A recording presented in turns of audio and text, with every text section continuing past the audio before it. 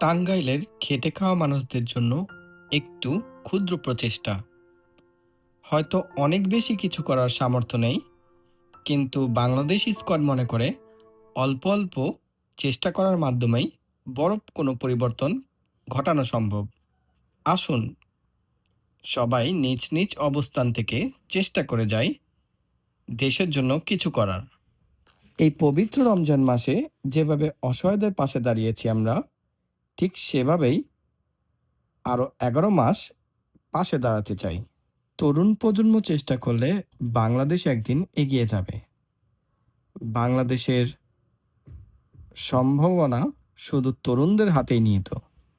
Bangladesh squad বরাবরই চেষ্টা চালিয়ে যাচ্ছে তরুণদের হাত দিয়ে ভালো কিছু করার। এগিয়ে যাক টাঙ্গাইল স্কোয়াড, এগিয়ে যাক বাংলাদেশ, এগিয়ে যাক বাংলাদেশ স্কোয়াড।